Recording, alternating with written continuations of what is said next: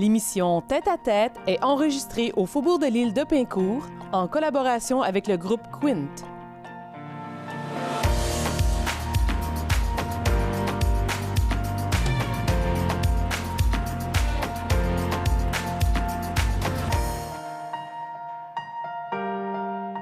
La Factory est un café culturel unique en son genre situé à Salaberry de Valleyfield. Je reçois aujourd'hui la directrice de l'organisme, Émilie Fortier. Bonjour Émilie Fortier. Bonjour. Merci d'avoir accepté l'invitation pour venir nous parler du café culturel La Factory. C'est ça.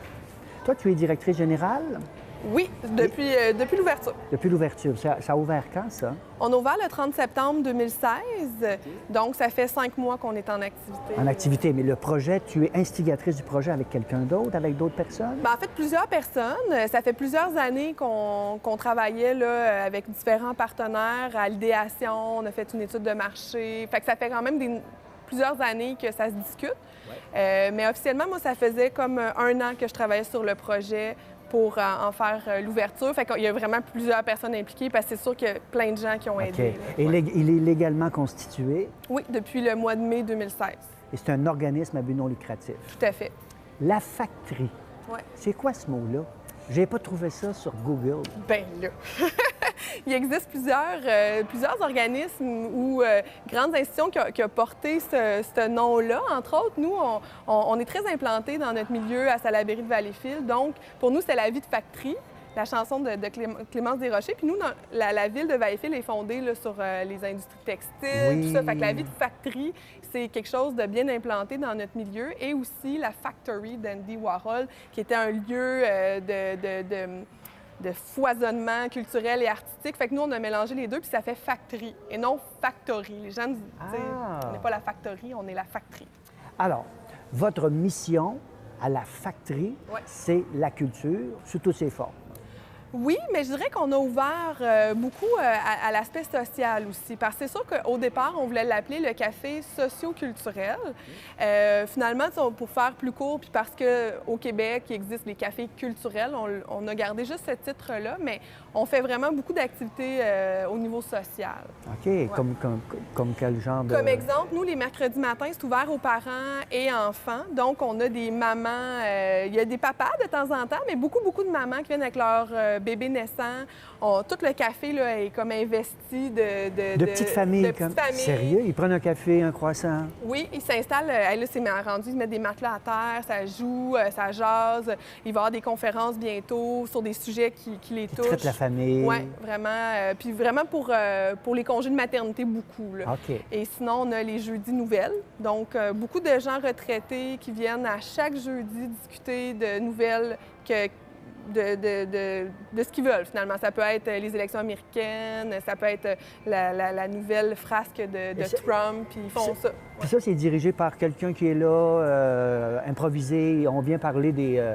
Bien, ça dépend toujours de nos activités. Comme là, dans ce cadre-là, c'est un des membres de notre CA, Pierre Lagrenade, qui est un des instigateurs du projet. Lui, il a dit aux gens, bien, moi, je vais être là le jeudi matin, si vous avez le goût de jaser nouvelles, puis ils sont toujours une quinzaine, vingtaine. Ah, ben oui, mais quand même, c'est le fun. Oui, vraiment. Puis l'accès des mamans, bien là, c'est nous qui l'avons instauré, mais après ça, nous, on laisse ça vivre, là. Ils n'ont pas besoin de nous. C'est situé où, la Factory à Valleyfield? Dans le centre-ville? Oui, au 17 rue du Marché. On est à 2 pas de l'hôtel de ville. OK. On est la rue parallèle au Cégep. La cathédrale, es-tu loin?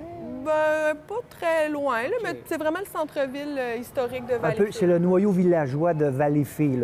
Oui, bien le vieux centre-ville. Parce que c'est sûr qu'il y a le boulevard Monseigneur-Langlois qui est plus commercial, mais nous, on est vraiment près de la baie. OK. Maintenant, quel genre de programmation vous faites à la Factory?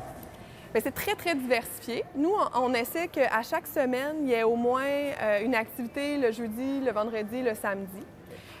On a des conférences aussi, des fois, les mardis soirs. Fait que ça, c'est comme dernièrement, on a eu Mathieu Bock-Côté qui est venu parler de multiculturalisme. Ça marche au bout. Toujours beaucoup de monde. On va bientôt faire une soirée de court-métrage. Ça, c'est avec les jeudis soirs. On a des activités de karaoké, on a des soirées latines, on a des soirées d'humour. Il y a un prix pour aller voir ces activités-là, pour rentrer? Ça dépend, pas Ça toujours. dépend, OK. Ouais. Dans le fond, nous, souvent, on demande aux gens une contribution volontaire. Des fois, on passe le chapeau. Des fois, c'est tout simplement gratuit. Puis des fois, il y a des billets pour rentrer quand il y a des spectacles comme d'humour ou on a eu les Pic-Bois qui viennent de notre région, des humoristes. On a vendu des billets. On a eu le Punk Stock qui fait parler beaucoup de nous parce qu'on... Le quoi? Le Punk Stock. C'est quoi ça? C'est un festival de musique punk pendant... Ouais, comme Woodstock, mais Punk Stock. Fait que c'était 2 jours de programmation. Puis en fait, les promoteurs du projet ont versé leur cachet à un jeune de Saint-Clette qui a eu un gros accident d'auto l'année dernière, je crois. Fait que dans le fond, nous, avec eux, avec la famille, tout ça, on a travaillé un peu le projet, puis on a remis une partie des revenus à cette famille-là. Ah, c'est génial! Ouais. Fait que c'est très variable. OK. Est-ce que vous êtes tourné plus sur la relève, sur l'émergence, sur l'underground que les spectacles qu'on connaît dans les salles de diffusion reconnues, comme Valspec? Vous êtes tourné vers la relève, vers ces spectacles-là? Oui, nous, on se décrit vraiment comme moi, je dis la petite sœur, parce que je suis une fille, puis la factrice, c'est féminin. Dans le fond, on est comme la petite sœur de Valspec, du Museau, des organismes culturels qui sont bien établis dans la région.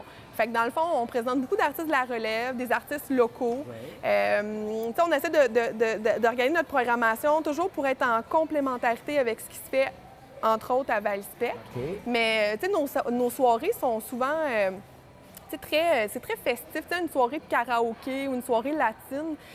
On a un musicien maison qui vient faire danser les gens. On a des profs de danse qui viennent danser la salsa. Fait que, c'est sûr que nos activités d'humour, ça, c'est vraiment la relève artistique. C'est la scène émergente. Puis des fois, des artistes qui commencent à avoir une certaine notoriété pourraient comme venir chez nous, mais sinon, c'est vraiment plus des... Les professionnels, là, vraiment, Éric Lapointe, il va aller à Valspec, là, il ne viendra pas chez nous. Mais ça peut être un jeune qui n'est pas nécessairement reconnu professionnellement. Tout à fait. Alors, il peut essayer du matériel, de musique, de théâtre, n'importe quoi, d'humour. Vous êtes ouvert à ça? Oui, on a autant des exposants d'art visuel. À chaque mois, on a une nouvelle exposition. Fait que ça peut être un artiste de la relève. Là, prochainement, on va avoir les étudiants du collège qui vont faire une exposition en art visuel. On peut avoir des artistes professionnels confirmés, mais de la région. On essaie que ça soit local le plus possible. Vous êtes financé comment, la factory? Bien, en fait, nous, c'est très important de le dire, on est un organisme à but non lucratif. Notre mission, c'est de mettre de l'avant la scène, comme je disais, locale, émergente, tout ça. Fait que c'est sûr que si on dégage des sommes d'argent, on va les réinvestir. C'est en économie sociale. Et bref, on a eu beaucoup de partenaires financiers qui nous ont aidés à démarrer, entre autres le Café Agora, qui est un autre organisme à but non lucratif. Qui a donné un coup de pouce financier. La ville, son partenaire, on est accrédité par la ville, fait qu'on a droit à certains services en tant qu'organisme accrédité, mais on n'est pas subventionné là, par la ville. Fait que sinon, nous, c'est vraiment le café et le bar. En fait, c'est pas un bar, là, c'est un... Bien, en fait, ça se définit pas comme un bar, mais on a notre licence pour vendre de l'alcool. Donc, c'est ça qui finance le café. Ah oui, qui va financer le café. OK. On s'auto...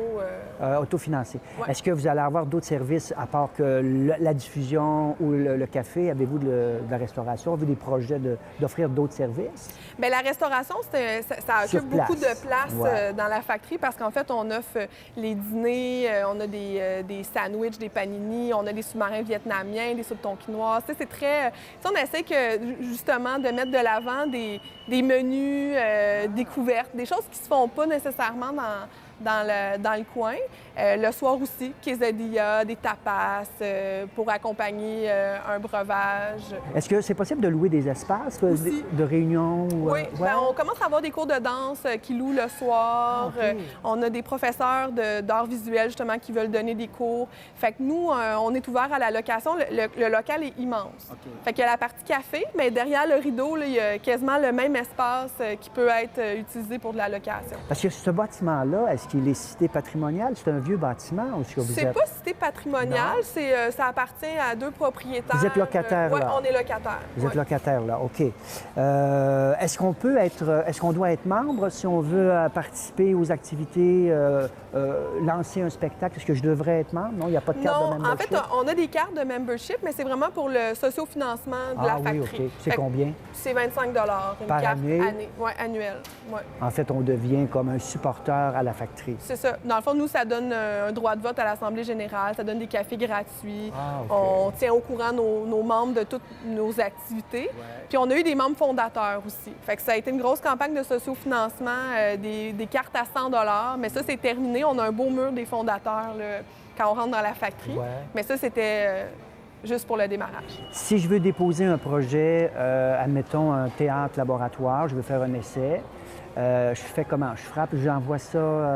Avez-vous une direction artistique? Comment ça procède? Oui.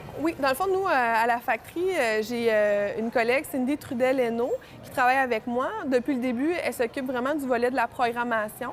Donc, quand on a un projet, une idée, on contacte directement Cindy via souvent notre page Facebook. C'est le plus simple pour nous contacter. Donc, elle prend toutes les propositions, que ce soit musicales, théâtrales, humoristique, puis dans le fond, on essaie de voir comment est-ce qu'on peut... Avec un petit comité pour analyser tout ça. Puis... Oui, c'est ça, la factory fonctionne avec plein de comités bénévoles. Entre autres, on a un comité qui touche la programmation.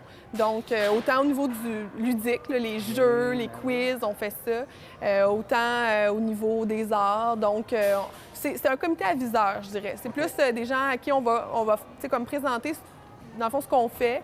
Puis eux, ils nous donnent leur opinion, ils nous donnent des nouvelles idées aussi. Fait que on travaille en partenariat. Fait que c'est ouvert à tout le monde, hein, à toute la population, que ce soit des gens qui sont moins connaisseurs en art, ils peuvent y aller le jour, ils peuvent y aller avec la famille. Fait que c'est pas élitiste, hein, c'est pas un café vraiment inaccessible. C'est vraiment pour tout le monde. Oui, c'est vraiment un café de quartier. Parce que nous, on est quand même dans le centre-ville de Valleyfield. C'est un milieu quand même qui est un peu défavorisé, je dirais, mais c'est à proximité de l'hôpital, du cégep. Fait qu'il y a quand même beau... Des activités. Oui, il y a beaucoup d'activités. Puis en fait, nous, on a autant des jeunes familles que des gens retraités. On a des professionnels du centre-ville qui viennent au café, mais c'est vraiment pas élitiste. Là. Nous... On est ouvert à tout le monde. Vraiment. Est-ce que vous allez planifier des campagnes de financement dans le futur? Bien, on pense peut-être une fois à l'automne faire une soirée bénéfice pour...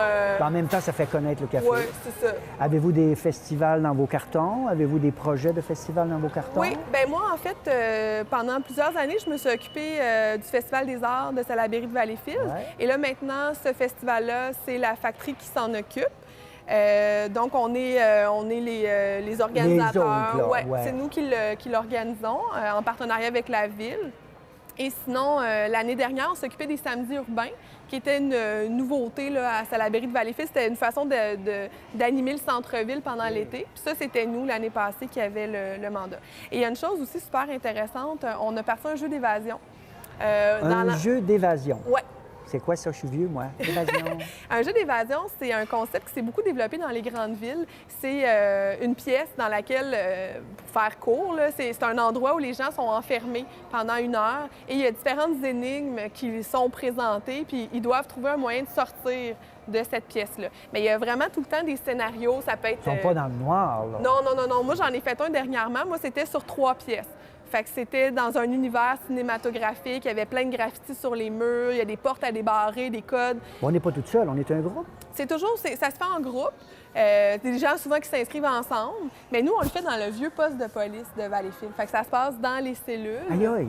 C'est vraiment cool. Fait que ça, il y en a pas dans notre Vous n'êtes pas région. loin non plus du centre de police, je pense. On est vraiment à 2 pas. Fait que les gens, ils viennent à la factory, ils viennent payer leur admission. Super. Puis on les amène dans les cellules, puis c'est 40 45 minutes pour sortir de la prison. C'est cool. C'est bien, bien cool. Et si on veut en savoir davantage, vous avez un site web? Oui, on a un site web, lafactory.org. Puis sinon, nous, c'est vraiment par Facebook qu'on a comme tous nos événements les plus à jour sont sur Facebook. Puis en se présentant sur place, on a plein de programmations à donner aux gens. Là. Émilie Fortier, merci de ta passion, ça paraît, hein, que tu parles de ce projet-là. On souhaite longue vie à la Factory, puis on va vous suivre. Yes. C'est sur la télé. Super. Merci, Émilie. La Factory, café culturel, est située au 17 rue du Marché à Salaberry de Valleyfield.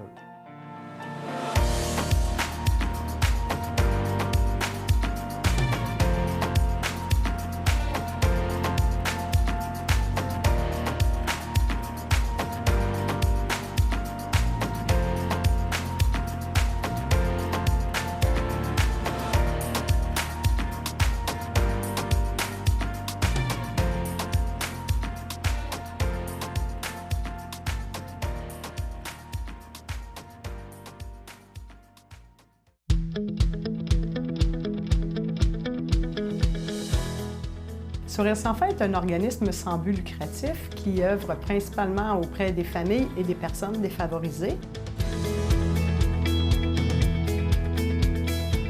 Les volets sécurité alimentaire parlent de cuisine collective, distribution de denrées alimentaires, club d'achat. Et avec le volet famille-enfance, nous offrons la halte garderie, des ateliers parents-enfants, des ateliers seulement pour les parents, des enfants en défis particuliers. Alors, c'est un peu le résumé de notre grande action. Et depuis quelques années, nous avons décidé d'opérer une friperie, qui est le volet entreprise d'économie sociale de l'organisme. Alors, l'idée de partir la boutique du Bambin, qui a été longuement réfléchie par le conseil d'administration, était d'aider les familles en ce qui concerne l'habillement, les jouets, tout ce qu'un enfant de 0 à 6 ans et un peu plus peut avoir de besoin, peut nécessiter pour se développer. Et de plus, elle a toute la mission environnementale qu'on doit considérer dans une entreprise. On voit le développement durable, et bien on doit penser au lendemain et c'est ce qu'on fait avec la récupération de tout ce matériel pour les jeunes familles.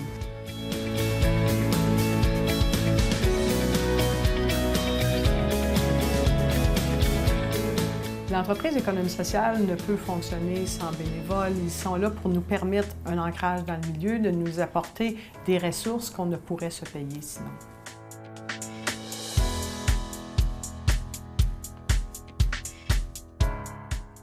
Le bénévolat m'apporte en premier lieu l'occasion de sortir de chez moi, de rencontrer des gens. Après ça, ça m'apporte une certaine valeur où est-ce que je me sens utile et importante, surtout au niveau de ma communauté. Le volet de l'entreprise d'économie sociale au sein d'un organisme communautaire permet à l'organisme une plus grande autonomie financière qui favorise le développement de différentes activités selon la mission de l'organisme et il génère des fonds. Alors, on crée de l'emploi en offrant des services à la population et d'un autre côté, les retombées économiques reviennent à l'organisme pour faciliter la réalisation de notre mission.